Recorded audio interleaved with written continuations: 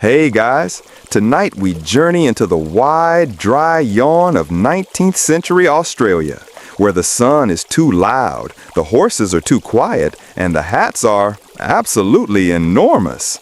You're walking across the crunchy red soil now, squinting against a midday glare so blinding even the flies seem to wear sunglasses. There's no rush here, just heat, dust, and the faint scent of eucalyptus in the air. You shift your hat. Yes, that giant floppy thing currently casting a shadow over most of your torso. It's not just fashion, it's survival. You see, out here, hats do more than block the sun. They hide tears, they collect rain, they store tobacco, letters, and small snacks, sometimes all at once. One unlucky farmer even caught a baby possum in his hat once. No one asked how. You just nod at your neighbor's brim and they nod back, as if to say, yes, I see your struggles and your forehead sweat. So, before you get comfortable, take a moment to like the video and subscribe, but only if you genuinely enjoy what I do here. And if you're tuning in from somewhere far from the Australian outback, drop your location and local time in the comments. I love knowing when and where you're drifting off. Now, dim the lights, maybe turn on a fan for that soft background hum, and let's ease into tonight's journey together. You trudge along a thin track etched between pale gum trees. Your boots crunch over red gravel, and the sky above you is an endless soft blue. No clouds, no shade, just you, the flies, and this heavy felt hat that keeps bumping your ears when the wind shifts. It's not pretty, it's not elegant, but it's yours. Wide-brimmed and shapeless, stained with a mixture of sweat, rainwater, and the vague musk of boiled mutton from last week's lunch. Back in the cities, if you can call a few brick buildings and a general store a city, hats are different, smaller, tighter, decorative. But out here in the bush, they grow with the land. Immense brims like tarpaulins turned down against the sun or bent up cowboy style for flair. Some are made of rabbit felt, others cork-lined or even canvas. One enterprising bloke once stitched his hat out of bark fiber and stubbornness. Mainstream history tells us these hats were part of the bushman's uniform. But if you ask anyone who wore one for more than an hour, they'll tell you it's a necessity born of sheer atmospheric assault. The sun didn't rise in the outback, it attacked, mercilessly. You didn't wear a hat to look good, you wore it because if you didn't, you'd have a fried egg for a brain by noon. And yet, over time, hats took on a certain flair. You'd see a man walking through Burke with a brim so wide it threatened to clip door frames. His hat band might be leather or string or a piece of fencing wire wrapped twice and tied off with a swear word. Some stuffed dried flowers in theirs, others added animal teeth. One legend tells of a hat that held 5 emu feathers and a flask of rum. That man was either incredibly proud or incredibly dehydrated. And it wasn't just about the sun either. Hats were a signal. You could tell a sheep shearer from a cattleman from the dust stripes on their brims. You could spot a squatter from 50 paces just by the tilt of his crown. A drover's hat sat low and loose. A constable's had a sharper crease. Even convicts, when allowed, personalized theirs with humble flair. Burned initials, crude stitching, the odd outlaw flourish. Historians still argue whether these hats began as copies of European styles or were adapted entirely by necessity. There are drawings from early explorers, of course, but they rarely do justice to the sheer volume of outback headgear. The truth is likely somewhere in the middle, a borrowed fashion forced to evolve under pressure, like a Victorian cravat exposed to an oven. And let's talk hat etiquette. In polite society, yes, even in dusty towns where no one bathed but everyone gossiped, removing your hat meant something. Greeting a lady? Hat off. Entering a pub? Hat tipped or hung. Disrespect a man's hat? That could end in a duel, or worse, an awkward silence that lasted through the next 5 years of sheep season. You reach a homestead now. A battered fence leans into the wind, and the front porch creaks with the weight of 100 tired hats, each one looped on a peg. Yours joins them. There's something satisfying in the ritual, hanging up your day with that single gentle motion. It's how people said, "I'm home," back when home meant a shack with no floorboards and a very persistent goanna living in the roof. Inside, the air smells of tea leaves, leather, and dust. A kettle hisses on the iron stove. Someone mutters about needing a new rainwater tank, though the last drop fell 3 months ago. You sit, rubbing your temple. You leave the porch just as the last embers of sunlight tiptoe across the land, and the heat finally loosens its grip. The hat settles on your head with a familiar weight, like a sleepy koala curling up on your skull. Out here, twilight is a slow exhale. Shadows stretch like lazy dogs, and the horses, those quiet, dignified companions of bush life, begin to stir from their mid-afternoon stupor. Unlike their snorty, galloping cousins in cavalry tales, Australian horses in the 1800s were a different breed. Literally, yes, but also spiritually.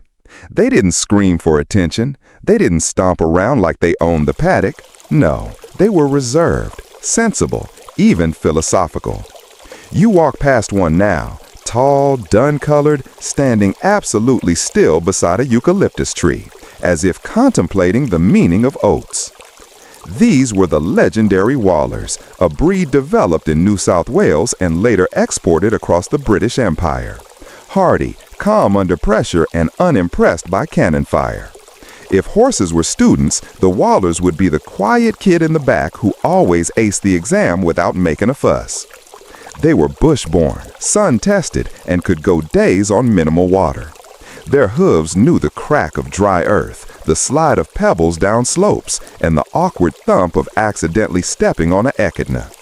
These horses didn't need applause. They needed a pat on the neck, a firm saddle, and ideally, fewer snakes near their legs. You give your horse, a big, sleepy fellow named something ridiculous like Sergeant Pickle, a light pat. His ears twitch once. That's the extent of his excitement. He's seen more dust storms than you've had hot dinners, and frankly, he's unimpressed by both. Mainstream history remembers the Wallers for their service in the Boer War and World War I. Thousands were sent overseas, only a few returned. But back in the 19th century, long before uniforms and medals, they were just part of life. A working man's pickup truck, but with more tail and fewer fuel emissions. And it wasn't just the breed, it was the bond. You didn't own a horse like Sergeant Pickle, you partnered with him. You suffered together, shared dry dam water, and swatted flies from each other's faces. When the days stretched long and hot, you both fell into the rhythm of survival, one hoof step at a time. There's a story some bushmen still tell about a mailman named Billy who rode his horse 500 miles in a week through floods, heat, and 2 thunderstorms just to deliver one soggy letter and a packet of licorice. Legend says the horse stopped only once, and that was to rescue a sheep stuck in a fence. Historians still argue whether the sheep was real or just a metaphor for Australia's overwhelming fondness for livestock heroics. But what's clear is this: the quiet horse was revered. Not for its looks, though they were handsome in a strong-jawed, no-nonsense way. Not even for its speed, but for its reliability. When your life depended on making it to the next waterhole, you didn't want flashy. You wanted calm. You wanted dependable. You wanted Sergeant Pickle. And they were good at more than just riding. These horses pulled plows, carts, sledges, and occasionally lost drunks out of riverbeds. They could navigate the impossible, rocky ridges, flooded creeks, and roads that were more suggestion than infrastructure. A quiet Australian horse knew when to pause, when to push on, and when to give you that slow, judgmental blink that meant, "You absolute peanut, we should have turned left at the termite mound." You saddle up now because they're still light enough to ride. The leather creaks beneath you and the horizon opens wide. There's a sense of peace in the motion, not excitement, not thrill, just that slow, hypnotic sway that lulls your spine into submission and quiets your mind like a lullaby made of hoofbeats. Every now and then, a kangaroo bounces by in the distance, unconcerned. The air smells like dry grass and distant campfire smoke. And your horse, ever the stoic professional, moves with the patience of someone who has seen everything and judged none of it worth panicking over. It wasn't all romance, of course. The horses had their days. Some kicked, some bit, and some simply refused to move unless bribed with boiled barley and affection.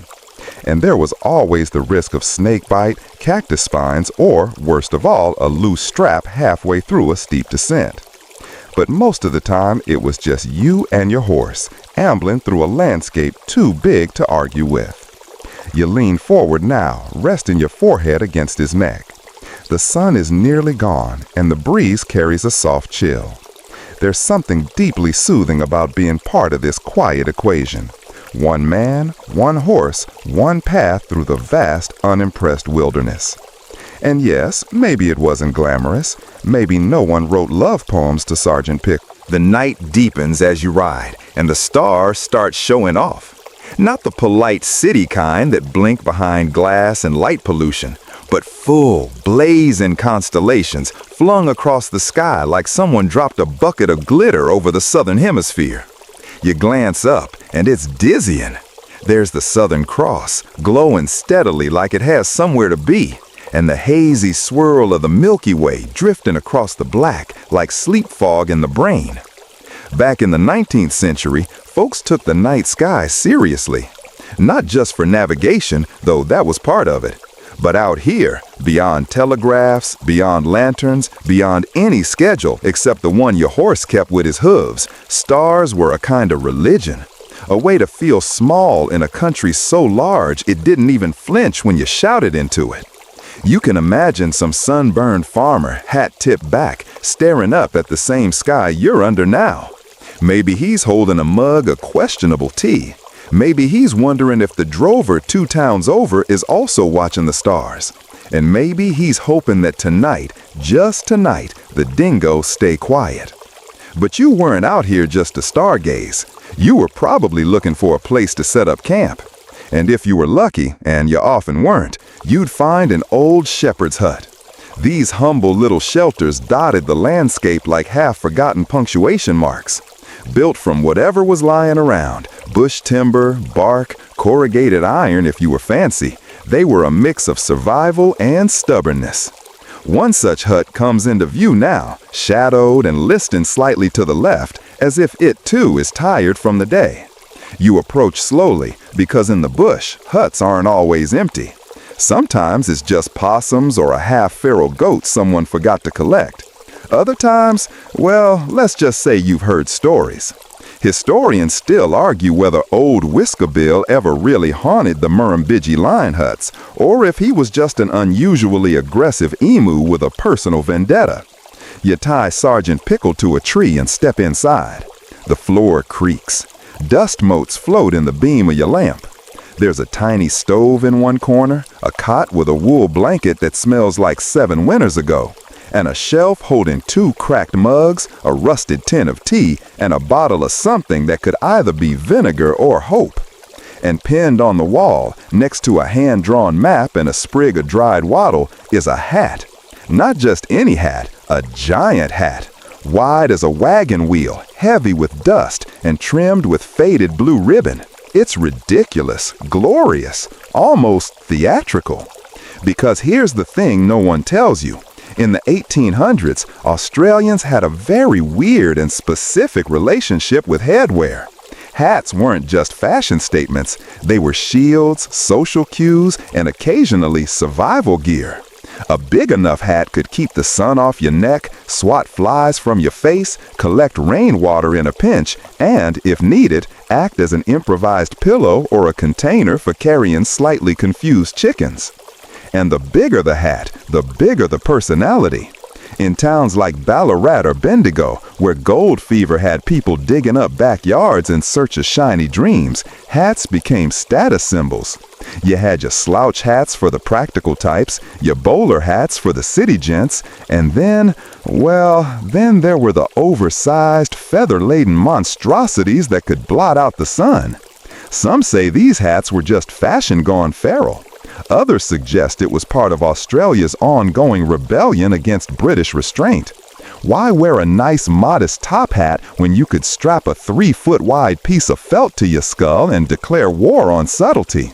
Still, the hat in this hut doesn't look rich. It looks personal, well used, sun-bleached and softened by years of wear. You pick it up and brush off the dust. Someone, long ago, loved this absurd hat, wore it every day, maybe even named it.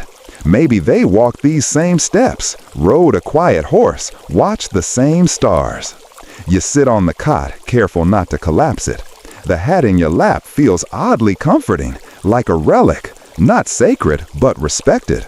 And it makes you wonder, what kind of life did this person lead? Were they a shepherd, a gold prospector, an outlaw hiding in plain sight with a flair for dramatic millinery?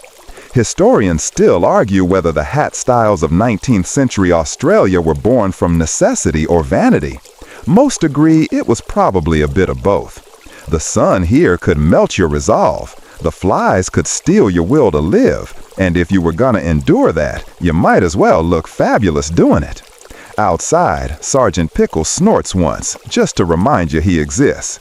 The wind rustles the trees. Something small and possibly judgmental skitters across the roof. But inside the hut, all is still. You light the stove with a few drops. The fire crackles in the corner, a lazy companion to the night. It spits now and then, tiny sparks hopping up like they trying to escape boredom. You shift in the cot, the oversized hat still perched on your head like a sleepy crown. Sergeant Pickle, tied outside, gives another deep, horsey sigh that sounds suspiciously like judgment. But you don't care. You're wearing a hat the size of a dining table, and the night is yours. You stare into the fire and think about how weirdly calm it is here, how the silence isn't silent at all. There's the creak of branches, the chirrup of distant frogs, and that eerie hooting it might be an owl or something far less poetic. This is what they meant by the phrase, "the bush hums." Everything alive, everything moving, and none of it particularly interested in you. You could stay in this moment forever, until you remember what you came here for. Supplies. You were supposed to pick some up from a nearby outpost, about a day's ride further inland. Nearby, of course, being the most Australian lie of all time. Everything's nearby until you find yourself eating boiled bark by day 3. So, at first light, you pack up. You leave the bottle, still unopened, the second mug, and, reluctantly, the hat. It belongs here, like an offering to the absurdity of bush life. You give it a small nod, as though it's watching, and step back into the morning light. Now the landscape changes. You ride across flat plains that shimmer with heat, the grass a dull straw color that crunches under Sergeant Pickle's hooves. You pass clusters of eucalyptus trees, their leaves twisting like they trying to escape the sun. Every few kilometers, a mob of kangaroos thump off in the distance, long legs bouncing with a kind of casual panic. And then you see it, the outpost. A clapboard building with a sign that reads Tully's General, tilted so far sideways it's basically a suggestion. A single veranda wraps around the front like a lazy hug, and on it sits the most relaxed dog you've ever seen. It opens one eye as you approach, then goes right back to its nap. Classic bush security. Inside, the outpost is a museum of smells. Dust, oil, flour, maybe some kind of cured meat that's well past polite. The walls are stacked high with tins, peaches, treacle, condensed milk, items more essential than water if you ask certain 19th century palates.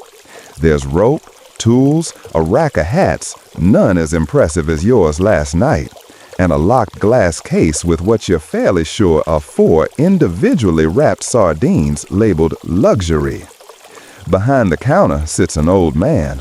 Probably. It's hard to tell. He could be 60 or 160. His beard is long and white, his hat is a survivor, and his eyes squint at you like you owe him an explanation. You nod. He nods back. You are now best friends by colonial standards. You trade for tea, salt, a wedge of hard cheese, and, on impulse, a tin labeled horse polish. For Sergeant Pickle, you say. The man doesn't blink. Historians still argue whether this so-called horse polish was ever intended for actual grooming or if it was just boot polish with extra ambition. As you pack up, you ask the old man about the hat, the really big ones. He leans forward, his eyes glinting. "Ah, yeah," he says, like you've asked about a lost friend. "Used to be a bloke out west of here, wore one so wide he had to duck through his own doorway sideways. Said it was for balance against the wind." You raise an eyebrow. "The wind?" "Yep," he says. He reckoned if the wind came at him from the front, he'd tip back. From behind, he'd fall on his nose. Hat kept him upright, like a keel. He grins like this makes perfect sense. And honestly, out here, it kinda does. You thank him, tip your regular-sized hat, and head back into the heat. The ride is long, the sun cruel. Flies buzz around your face with the persistence of unpaid bills. You swat them with a leafy branch, muttering things about hats you now regret leaving behind. Eventually, you reach a small water hole.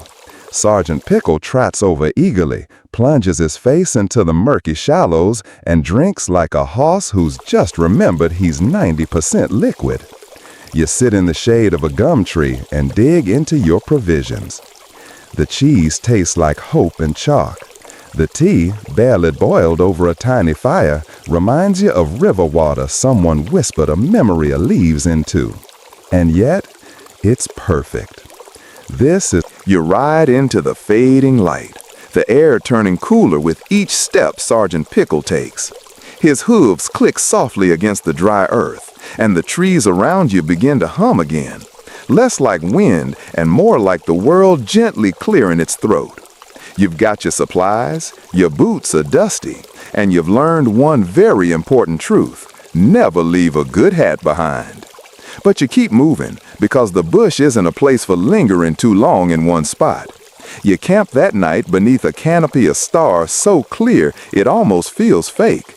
The Milky Way stretches like a highway above you, a long glowing smear across the black velvet sky. You stare up at it, chewing on a bit of stale biscuit, and wonder how many other riders sat exactly here, looking up, thinking the same sleepy thoughts. And then, around midday the next day, it happens. You reach a settlement, not quite a town, but bigger than a camp. Maybe a dozen buildings, a blacksmith, a pub with peeling green paint and a door that swings like it's too tired to shut, a post office that doubles as a bakery, and a church that looks like it's had one too many sermons fall on it. And, of course, hats. Not just regular ones, we're talking bonnets, bowlers, bush hats, stovepipes, and a glorious thing that looks suspiciously like a picnic basket sewn to a helmet. There's even a fellow wearing what can only be described as a hat within a hat. Small, then big, then bigger, like a hat version of Russian nesting dolls. You tie Sergeant Pickle to the post out front and head inside the pub, mostly out of curiosity, but also because your water flask smells vaguely of old tin. The pub smells better than expected. Beer, leather, something frying. And it's cool inside, thanks to thick stone walls and the miracle of shade. At the bar, a woman in a pale yellow dress and a wide-brimmed hat smiles at you like she knows something you don't. "You here for the contest?" she asks, sipping from a glass of cloudy lemonade. You blink. "What contest?" "The hat off," she says. "Biggest hat, slowest horse, straightest back." She tips her head, and her hat flutters slightly, like a lazy butterfly. It's tradition. Ah, of course it is. Historians still argue whether these so-called bush hat-offs were common or just rare pockets of eccentricity. But one thing is certain, they were real. In various dusty towns across 19th century Australia, people competed in the strangest ways imaginable. Longest beard, loudest yawn, best impersonation of a kookaburra. and yes, most impressive hat. The woman leans forward.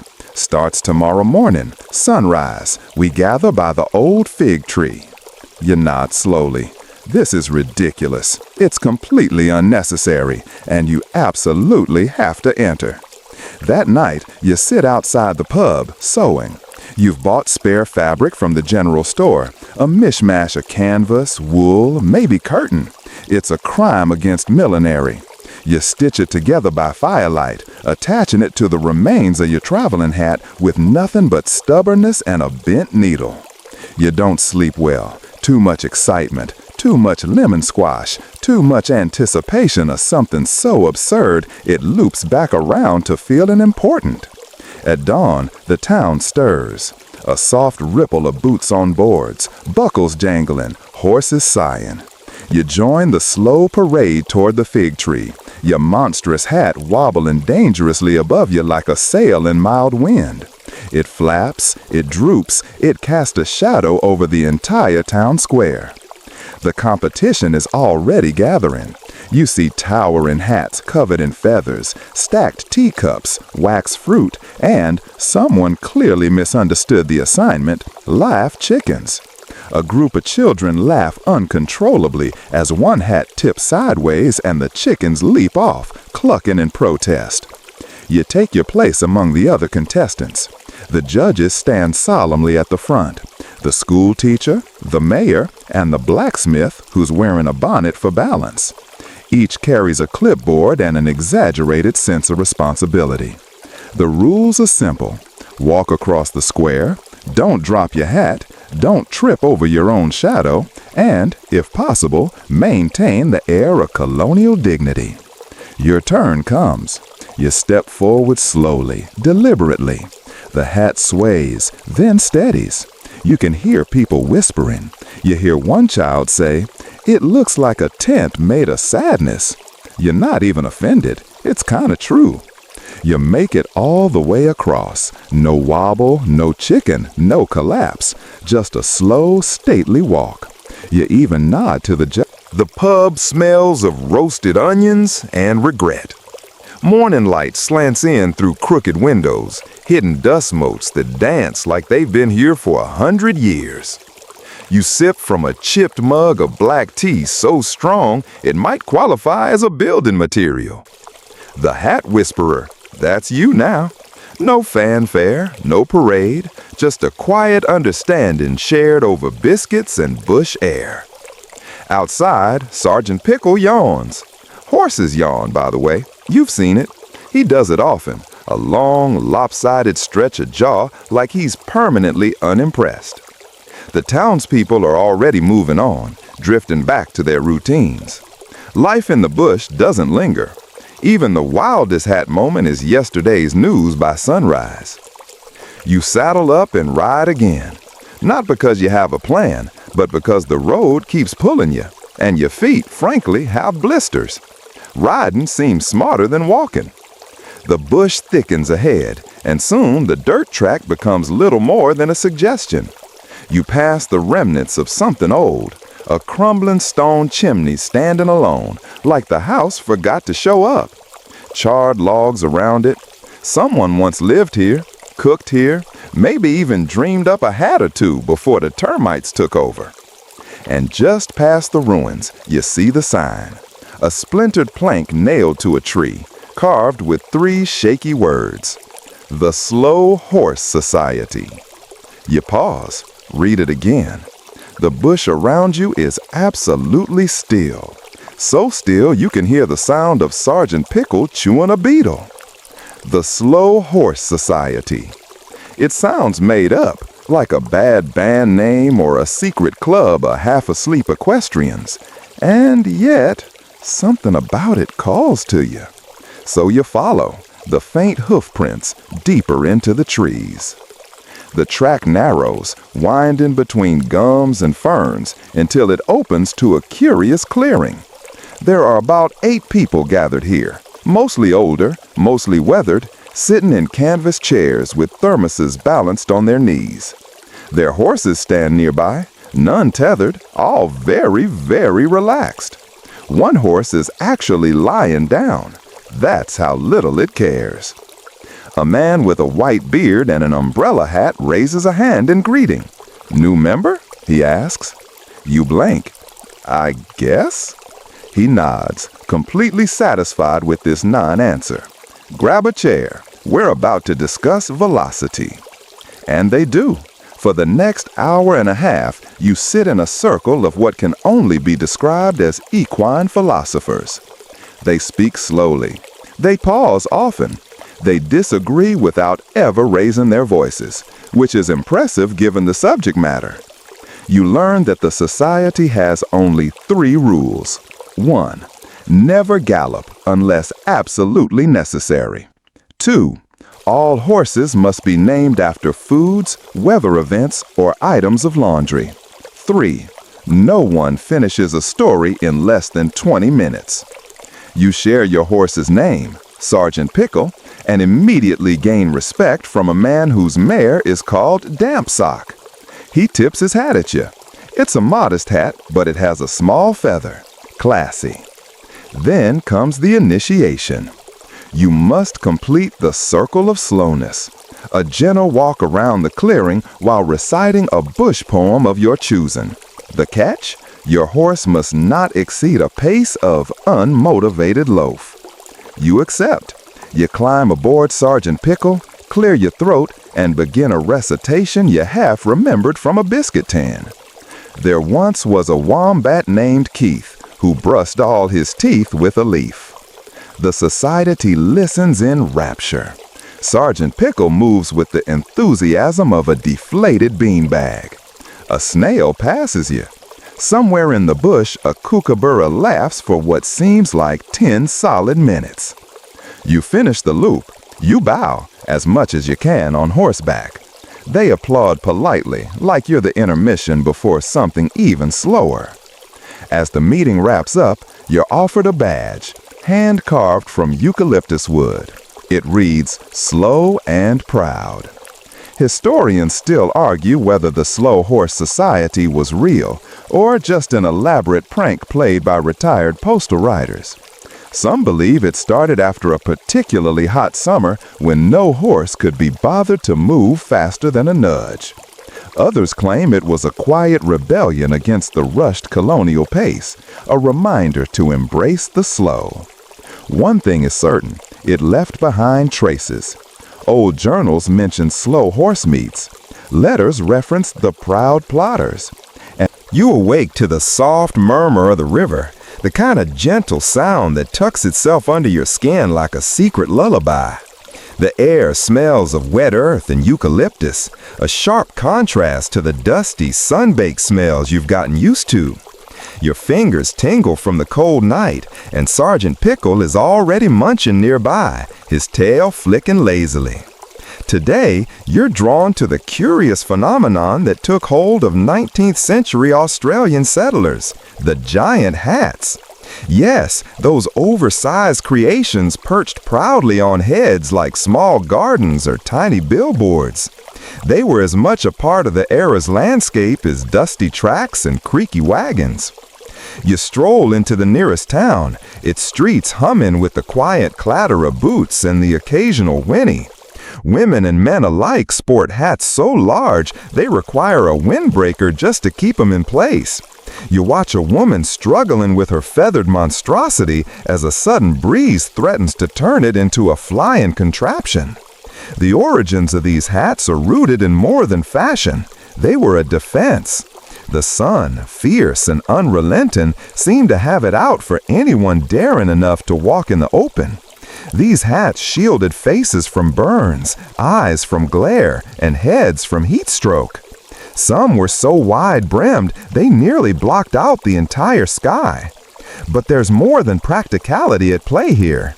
You overhear whispers about status and competition. The bigger your hat, someone says, the more respect you command.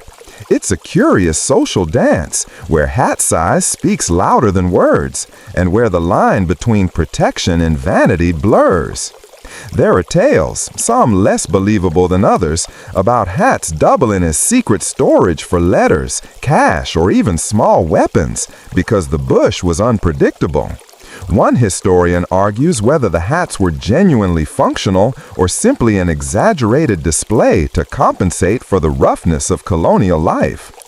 You spot a young lad selling miniature hat replicas made of felt and feathers outside the general store. He grins at you, and you can't help but admire his entrepreneurial spirit. By midday, you find yourself in a shady park, hatless for the first time in days. You feel oddly exposed, but strangely free.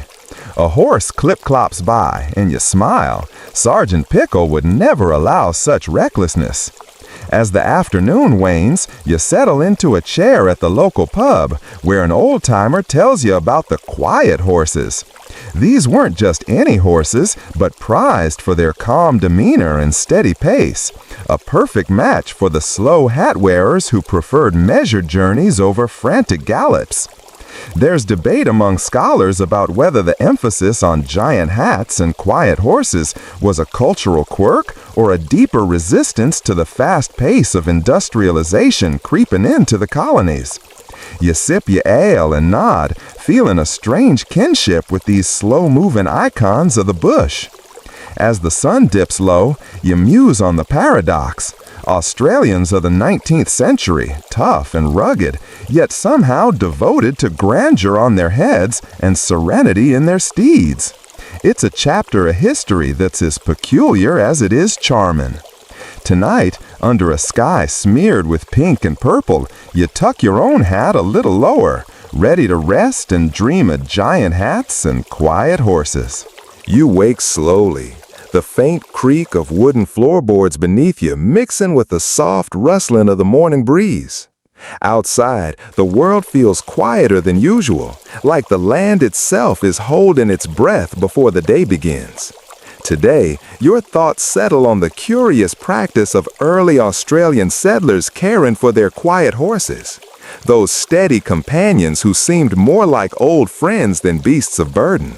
Quiet horses were prized for their calm temperament, a stark contrast to the wild Brumby or the fiery stallions that roamed the outback. You imagine riding one now, feeling the gentle rhythm of hooves on the soft dirt, the sway of the saddle matching the slow beat of your heart. It was said that a quiet horse was a treasure, worth its weight in gold, prized by stockmen and settlers alike. These horses were trained patiently, often with a gentle touch and lots of time, qualities that seem at odds with the harshness of frontier life. You picture a scene of a rider sitting patiently beside a calm horse, whispering softly to soothe it. The bond between human and animal here is not just practical, but almost sacred. You overhear a conversation at the watering hole where a stockman swears by his quiet mare. She never spooks, he says, even when the kangaroos come leaping past. It's a testament to the deep relationship forged between man and beast, a slow trust built day by day. There's debate among historians about whether the emphasis on quiet horses was purely functional or part of a cultural ideal, a symbol of taming not just the land but also one's own wild spirit. Some suggest that these horses represented a softer side of colonial life, a contrast to the ruggedness expected of settlers. You think about how this gentle pace mirrors the oversized hats you've come to know, both strange adornments and practical tools, both embodying a kind of deliberate calm. Later, you stroll through the stables where the smell of hay mingles with dust and leather. You run your hand along the neck of a patient horse, feeling the warmth beneath its coat, and wonder what stories these quiet creatures could tell if only they could speak. The day stretches out slowly before you, and you find comfort in the unhurried rhythm of life here, a far cry from the fast pace of cities back home. As twilight approaches, you reflect on how these quiet horses helped settlers not only traverse the vast Australian landscape, but also maintain a pace that allowed them to endure, adapt, and even find moments of peace amid the challenges. It's a subtle, almost sleepy kind of resilience that lingers in the air. The sun drifts higher, casting long, lazy shadows over the dusty town, and your mind turns to those enormous hats, the giants of 19th century Australian fashion that seem almost comically out of place under the harsh sun. You picture a parade of settlers walking along a dusty road, each sporting hats so large and elaborate they could double as shade structures. These weren't just for show, though. Practicality and style were oddly entwined. The taller and wider the hat, the more attention you commanded, an unspoken rule of social survival. You imagine a scene at a country fair where hat sizes escalate into a quiet competition, smiles exchanged under broad brims. Historians still argue whether these oversized hats were inspired purely by practical needs or also influenced by European fashions exaggerated in the Australian sun. Some suggest that the hats were a local invention, born out of necessity, but quickly became a beloved, quirky cultural hallmark. There's a charming irony in how these hats made social life simultaneously easier and more complicated. Easy to spot friends from afar, but difficult to navigate crowded gatherings without bumping into someone's feather or ribbon. On quieter days, these hats would become resting places for birds or convenient surfaces for balancing a cup of tea, adding a touch of whimsy to daily routines. You can almost hear the soft chuckles when someone's hat tilts just so, threatening to topple a carefully placed hat pin. It's worth noting that women's hats were often even more elaborate than men's, reflecting a Victorian-era obsession with decorum and display, even on the distant and dusty frontier. You picture a gentle argument between two ladies over whose hat is the most extravagant, both knowing it's all in good fun.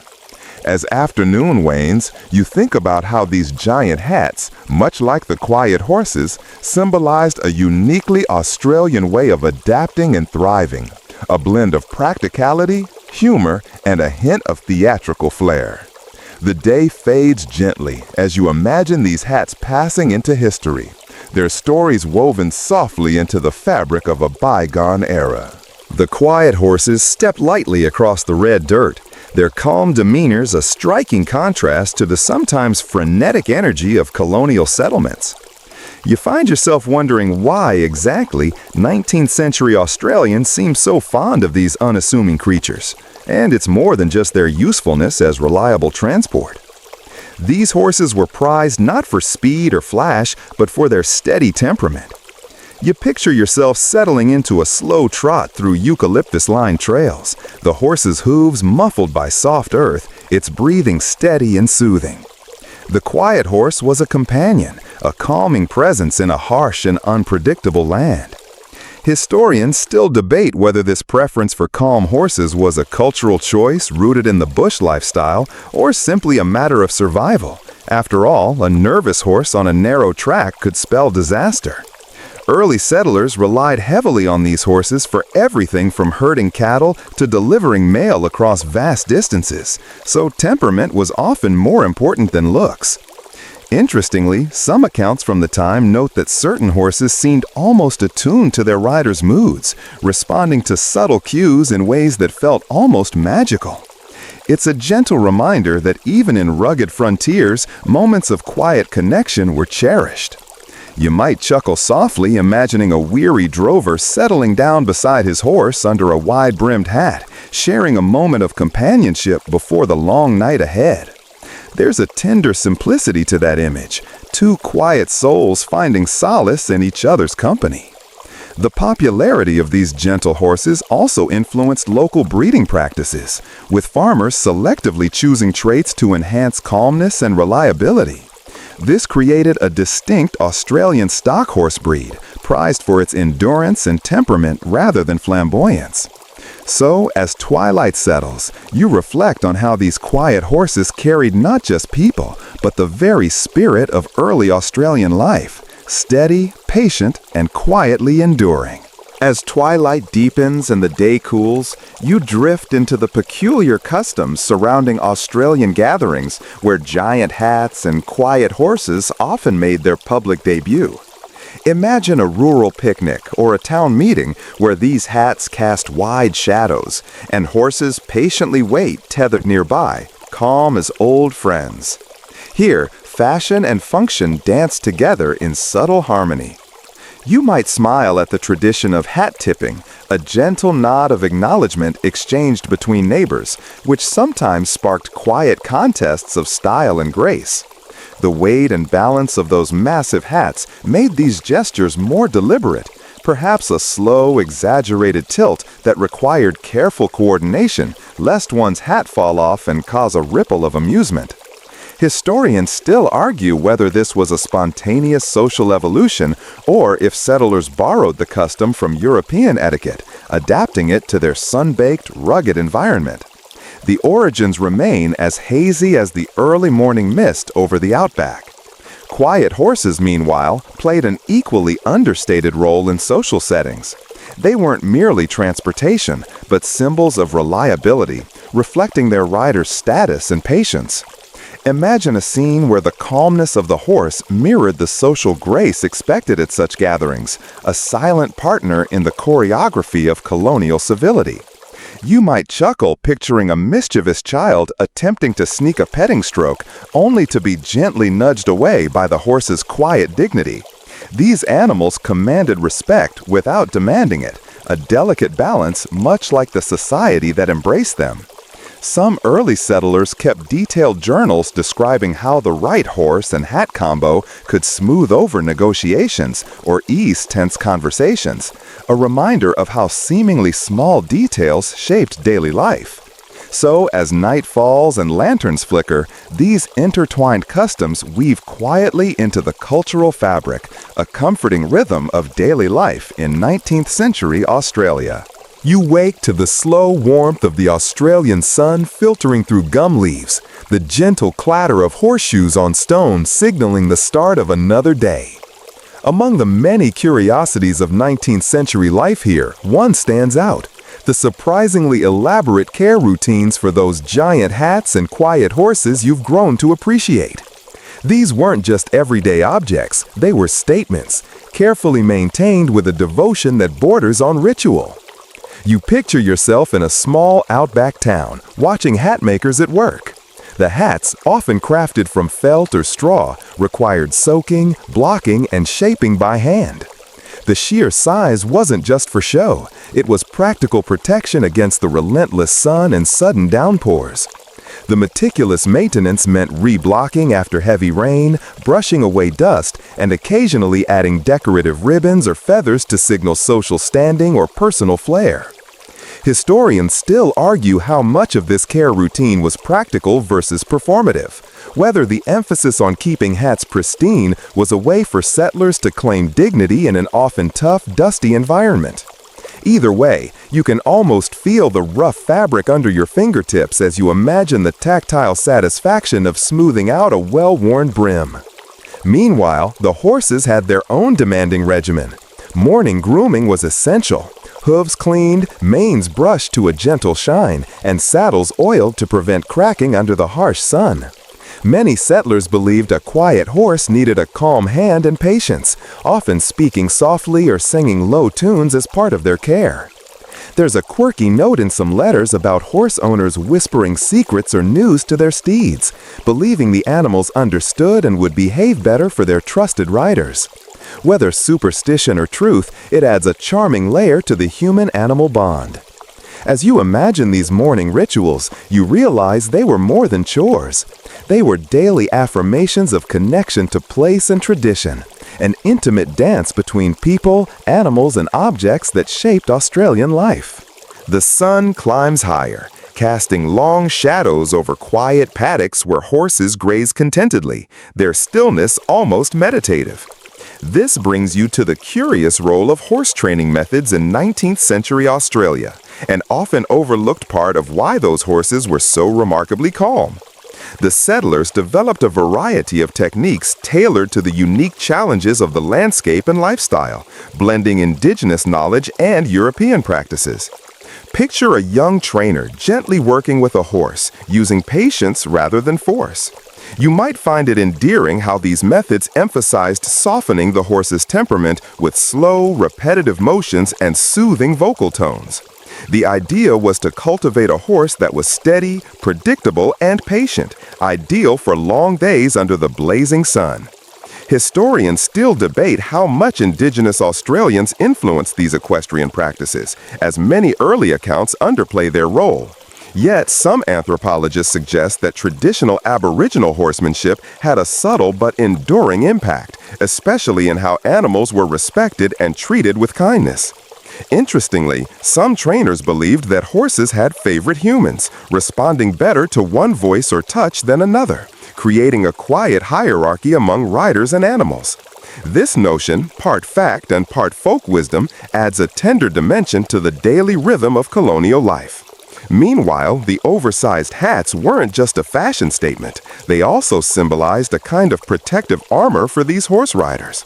The wide brims shielded both rider and horse from sun and rain, creating a small shaded world as they moved through harsh terrain.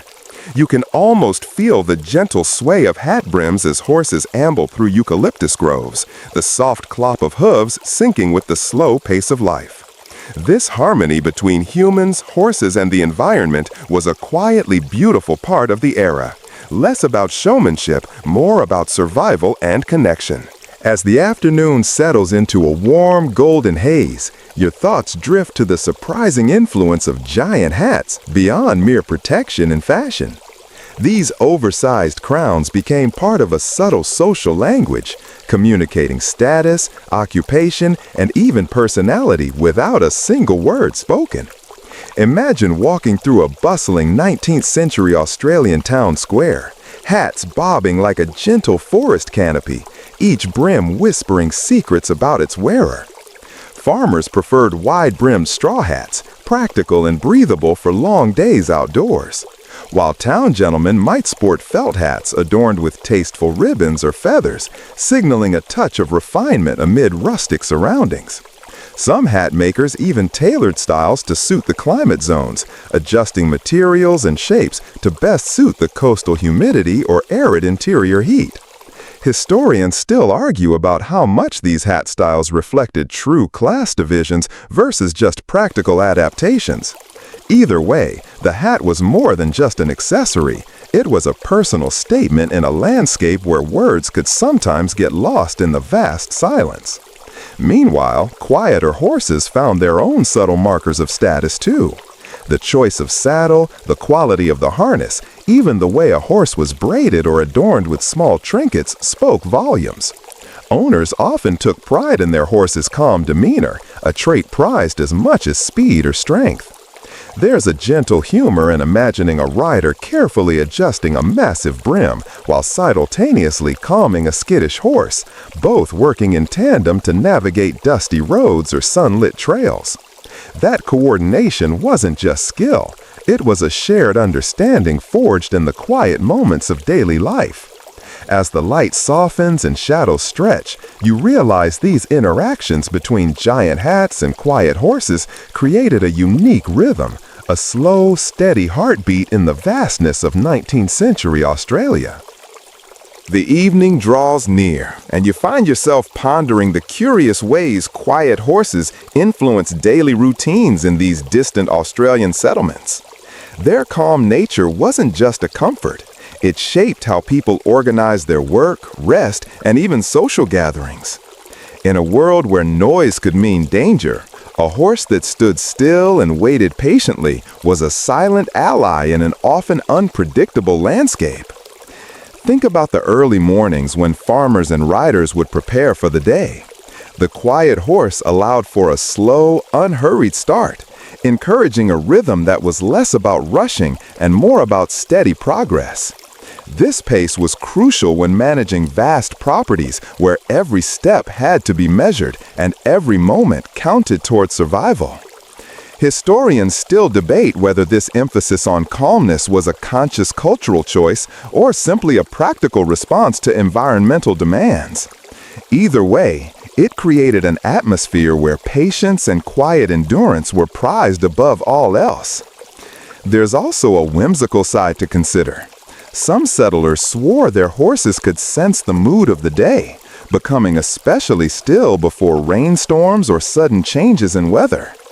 This almost mystical connection added a layer of quiet companionship, weaving animals and humans into the fabric of the land's daily stories. Meanwhile, the giant hats cast long shadows as families gathered at dusk, their shapes silhouetted against the fiery sky. These hats, sturdy and broad, became almost like personal shelters, offering shade from the heat and a gentle barrier from the bustling world. As night approaches, you might imagine the soft sounds of horses settling down in their stables, hats hanging quietly by the door, and the slow exhale of a day well spent, reminding you how much peace can be found in stillness, even amid the dust and bustle of colonial life. Night falls softly over the sprawling Australian landscape, and your thoughts wander to how giant hats played a surprisingly practical role in the harsh realities of bush life after sunset. While they might seem purely decorative or cumbersome by today's standards, these hats often doubled as makeshift lantern holders or even impromptu food covers during evening meals outdoors. Picture a small campfire scene where a weary settler gently rests their oversized hat on a nearby rock, shielding their stewed dinner from curious insects. The hat's broad brim becomes a kind of humble protector, casting a comforting shadow and preserving a little pocket of warmth against the cool night air. Historians still argue whether this improvisational use was common or more of an occasional quirky adaptation. But such stories remind us how resourcefulness often sprouted from simplicity. The hat wasn't just fashion, it was an extension of everyday life, merging function and form in subtle ways. Quiet horses, meanwhile, settled into their stalls with a calmness that contrasted the wild calls of nocturnal creatures echoing through the bush. Their steady breathing and gentle movements created a soothing background hum, like the natural white noise that helps you drift off to sleep. Some settlers claimed their horses could hear approaching footsteps or rustling bushes long before humans noticed, acting as an early warning system while still maintaining their serene demeanor. This delicate balance between alertness and calmness made quiet horses invaluable companions in the often lonely, unpredictable nights. As you imagine the scene, the flickering campfire, the swaying shadows of giant hats, and the tranquil presence of patient horses combine into a gentle lullaby of a time long past. It's a reminder that even in rugged conditions, moments of softness and care found their place.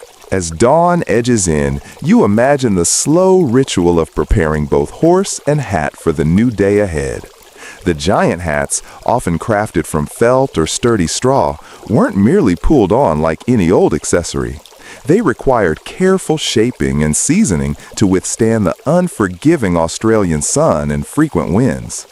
You can almost feel the hands working softly, molding each brim just so, and the quiet patience involved in keeping these hats in good repair. The quiet horses, likewise, demanded a certain gentleness in their morning routines. Unlike their more spirited cousins elsewhere, these animals seem to understand the value of calm beginnings, standing still as their riders fitted bridles and adjusted saddles. This peaceful cooperation wasn't just habit, it was a partnership forged through necessity and respect. Historians still debate whether the preference for quiet horses was a tradition inherited from indigenous practices or a European settler innovation. But what remains clear is the unique bond formed through shared silence and steady presence. It's as if both horses and humans learned to communicate through subtle gestures and soft sighs rather than loud commands. Meanwhile, giant hats served a practical role in this early hour, shielding faces from morning sun rays that could quickly turn harsh and relentless. But beyond that, these hats became symbols of identity and status, varying in size, shape, and decoration depending on one's region, occupation, or personal taste. The sensory details here are vivid.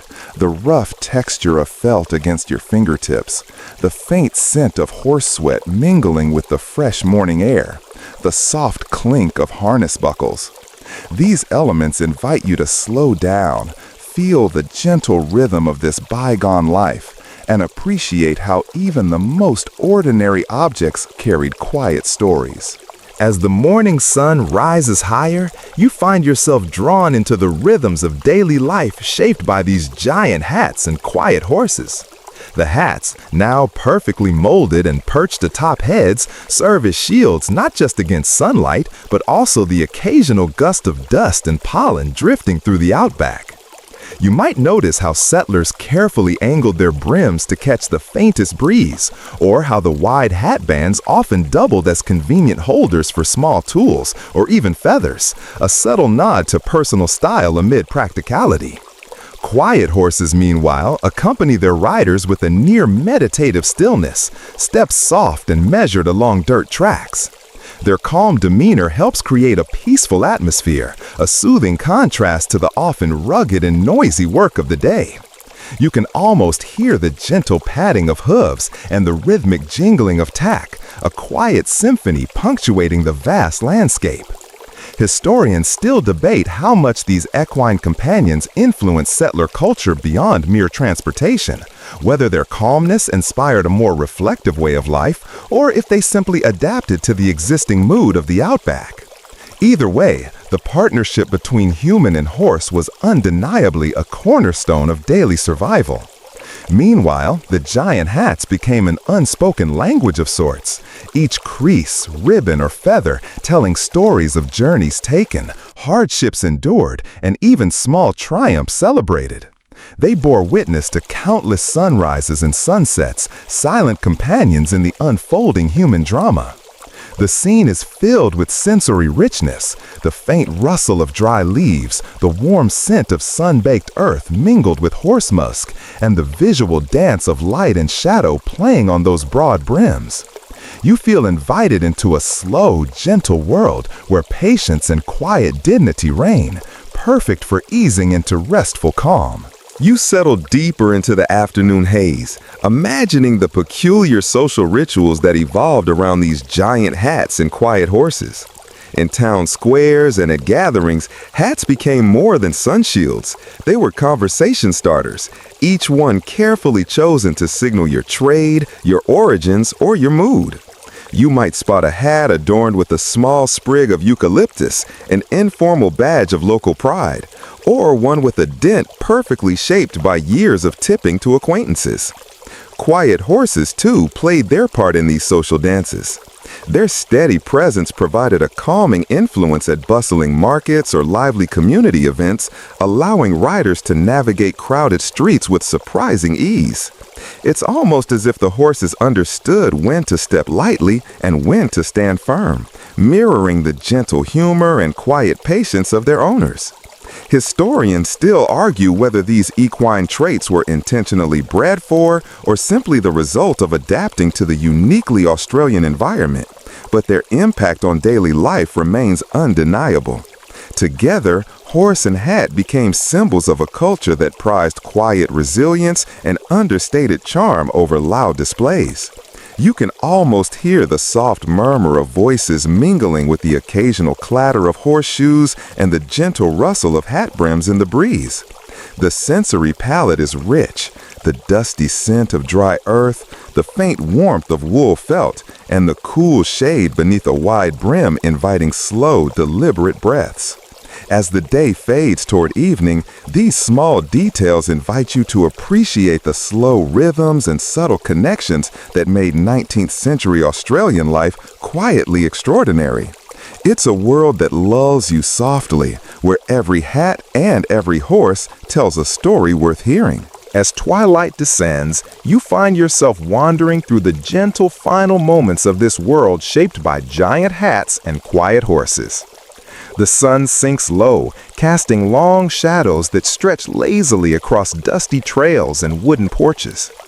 You hear the distant clink of a horseshoe against stone and the soft sigh of a breeze threading through eucalypt leaves. The hats, now resting on hooks or worn loosely as the day cools, catch the last warm glow, reminders of hard work, humor, and subtle style. In these fading hours, the partnership between settler and horse feels almost sacred, a shared quietude born from days spent under harsh skies and endless horizons. The hats tell tales of endurance, protection, and the peculiar ways people carved comfort out of isolation. Historians still debate the extent to which these cultural markers shaped Australian identity or simply reflected it, but either way, they leave a soothing imprint on the imagination. You notice how these simple objects, so big, so quiet, invite reflection and calm.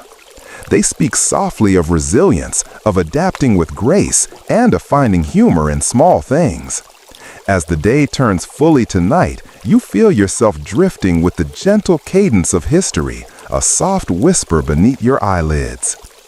Now slow your breathing. Let your mind settle into the peaceful twilight of this forgotten corner of the past.